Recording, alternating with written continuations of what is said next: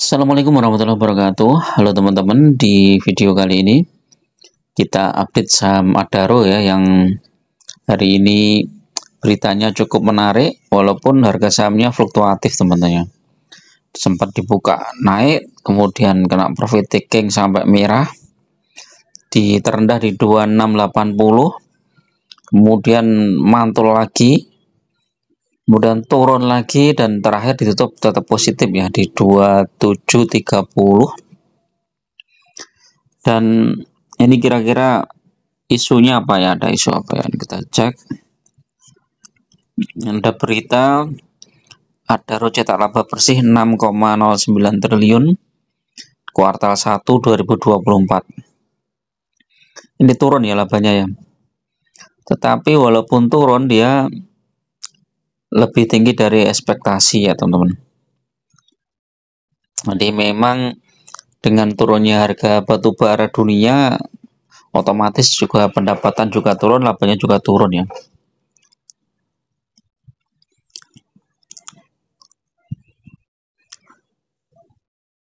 Terus coba kita cek ini, laba bersih Adaro juga ikut turun menjadi ini ya, sebelum 374 juta US dollar, sebelumnya 458, turunnya cukup jauh ya. Neraca keuangan posisi bagus, jadi walaupun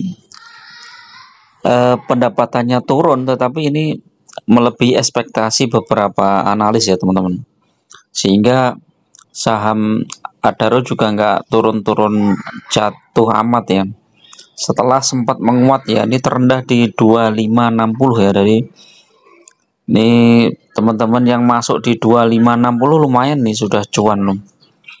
Kalau 1 bulan terendah di 2600. Nah, ini lebih rendah nih ya. 3 bulan, wih. Jadi saham Adaro ini 3 bulan sudah naik hampir 400 poin teman-teman. 6 bulan juga hampir sama, 6 bulan. 1 tahun hampir sama ya, selisih sedikit aja. Jadi kalau teman-teman hold saham Adaro nih ya dari tahun yang lalu, itu di harga 2766, kemudian dapat dividennya di bulan April, di bulan Mei ya. Dividennya di bulan Mei itu 240. Kemudian di bulan Desember dapat lagi 199,9 atau 200 poin. Jadi total dividen yang didapat 440 ya.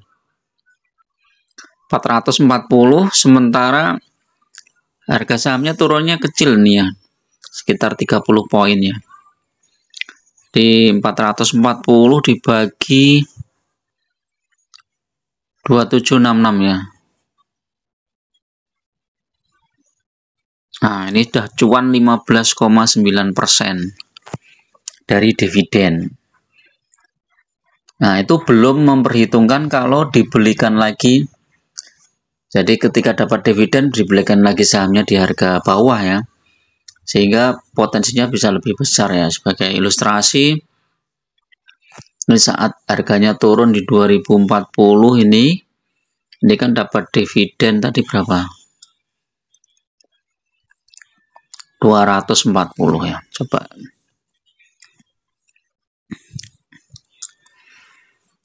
240.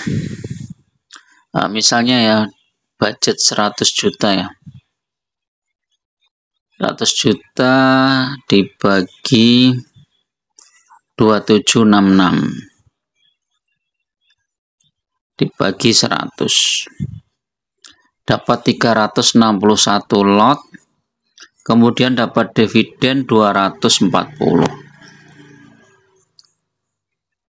361 lot kali dividen 240 kali 100, ini 8 juta. Dibelikan sahamnya lagi di harga bawah, di harga 2040 ya.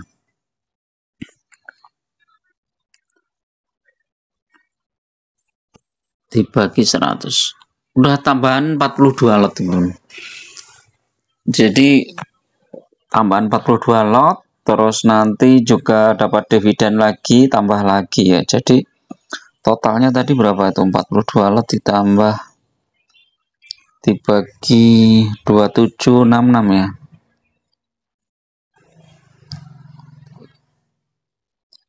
Nah, ini 361 ditambah 42 lot. Udah 403 lot.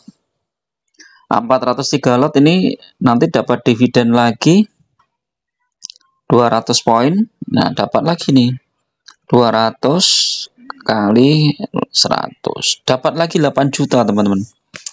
Jadi dengan modal 100 juta kita dapat dividennya 2 kali, udah 16 juta ya. Ini 8 juta nanti dibelikan lagi sahamnya.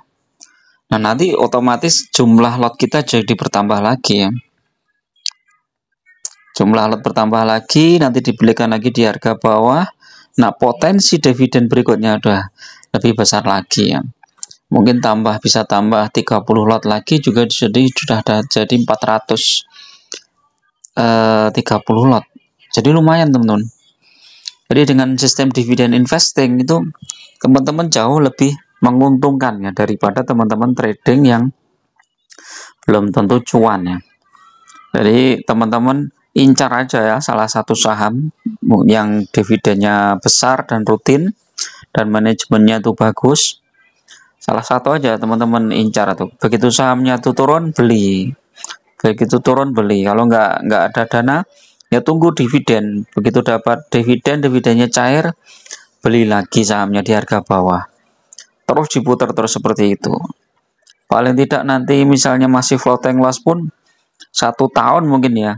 Tahun kedua sudah positif ya, dan setelah itu positif terus. Apalagi kalau harga sahamnya naik tinggi ya seperti ini ya. 3 tahun yang lalu ini. Ini kan dulu cuma sekitar 1000 ya. Nah, ini sempat naik di 4000 ya, hampir 4 kali lipat atau 3 lebih lah, 3,5 lebih lah. Jadi kalau kita beli di sini udah dijual di 4000 aja udah cuannya 3 kali lipat ya minimal.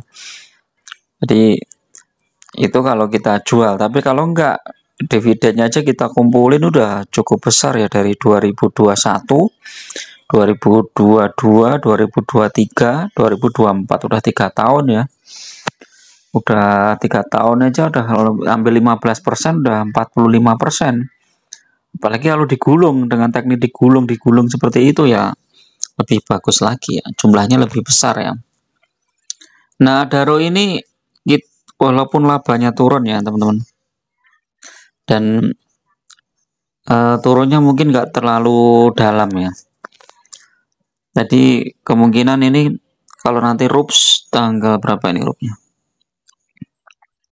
15 Mei ya, RUP tanggal 15 Mei, terus hasilnya juga positif, paling tidak minimal 200 poin lah dividennya ya, minimal 200 poin, itu Adaro ini bisa melejit teman-teman. Jadi tahun kemarin Desember kemarin sudah 200 poin. Nah, bulan Mei 200 poin lagi sudah lumayan, sudah 400 poin. 400 dibagi harga Adaro sekarang udah 15%-an lebih. Jadi masih menarik lah, masih layak. Apalagi sekarang trennya harga batu bara juga naik teman-teman. Kita lihat harga batu bara ini sekarang sudah tembus berapa nih? 147 dolar. Udah tinggi ini ya. Makanya ini harusnya saham-saham sektor batubara naik ya. Soalnya PTBA tadi kok turun, kenapa coba? Kita cek PTBA itu turun kenapa?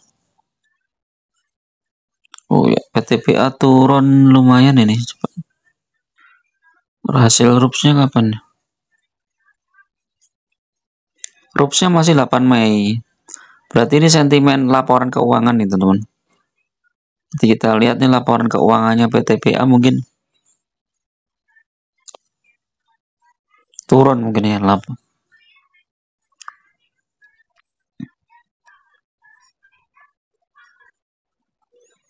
Saham BTP coba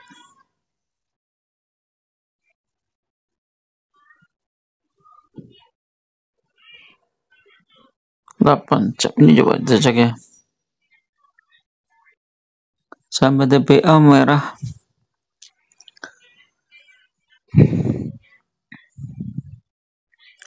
Harga batubara naik, hal itu berkat kabar dari Lim Jong.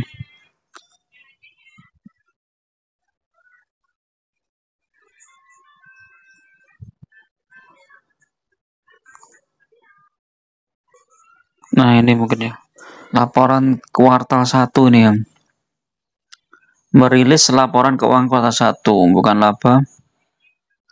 Laba bersih turun 32%.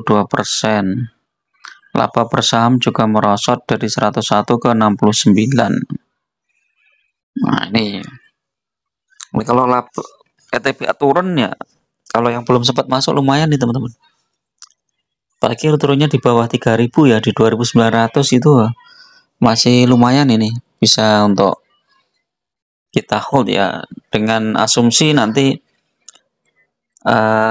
dividennya mungkin sekitar 400-an lah minimal ya. Ini masih menarik, dan ini kita lihat di 2750 diborong nih, 2750 diborong sampai naik 2890, jadi masih cukup layak. Oke, itu dulu teman-teman untuk review sore ini, mudah-mudahan bermanfaat. Tetap gunakan data dan fakta dalam berinvestasi, jangan hanya mengikuti rumor atau isu, apalagi ya, mengikuti saham-saham gorengan ya yang belum tentu jelas. Lebih baik fokus di saham-saham yang fundamentalnya bagus dan rutin bagi dividen, ya sudah, kita tenang lah. Kita anggap aja kalau harga sahamnya itu dianggap aja perusahaan yang sedang berjalan ya, kita asetnya dah biarin aja seperti itu, yang penting dia menghasilkan profit tiap tahun ya, itu udah tenang. Oke, terima kasih. Assalamualaikum warahmatullahi wabarakatuh.